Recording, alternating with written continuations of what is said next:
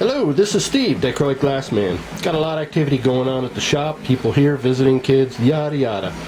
Let's shoot this video real quick. This is for that idea, if you're doing a stained glass window, and this is only 1/8 of an inch thick, and what are you going to do if you got a jewel that's more than 1/4 of an inch? This dude's big. This is about the thickness of, I'm going to say 4/4. That displacement right here is pretty good size. In fact, using your standard soldering brush, you can see it's wider. If you put your window on a towel, this is a perfect opportunity to see what I mean. Set your jewel the way you want it, and you can press it down and it'll sponge back.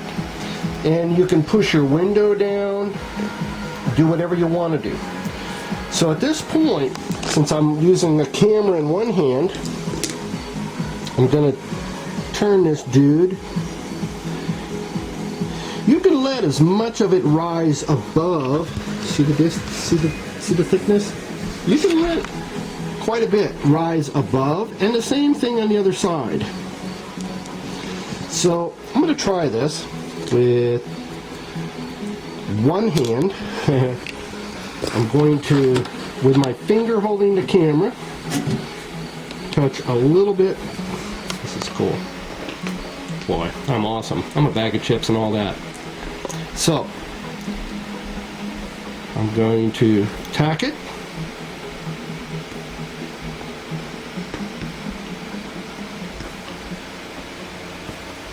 Okay.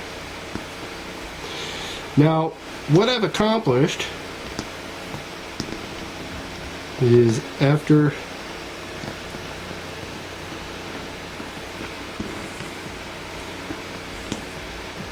I'll flip this window over. Let's get an idea of what I just did.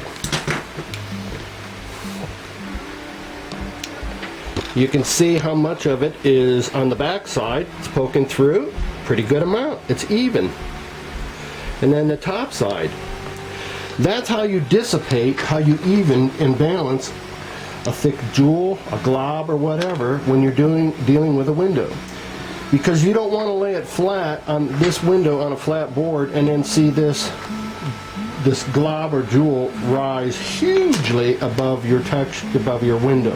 This way, of course, you're not going to be videoing, but you can press the little jewel down into the background, this is all I did. I used a thick terry cloth towel, but it acts as a sponge, and you can push it down right where you want to. Get a feel of what it looks like on the back side, and this is going to allow you to do those jewels in windows. Now, when you turn this over, and I'm going to do the other side, when you turn this over, if this wasn't on a towel and you flipped it over, this is where your window will break.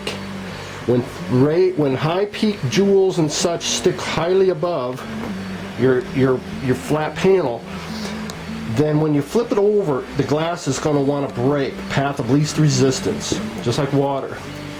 So you want to always solder a window with high jewels on a towel. One really excellent way is use carpet padding with your packing paper, like when you get from Spectrum Glass, you know, that brown paper. Lay that on top of your carpet pad, and then you've got a barrier that's going to absorb the thicknesses of your jewels. So you want to get in the habit of doing that versus taking the risk of breaking a window because your jewels are high peak.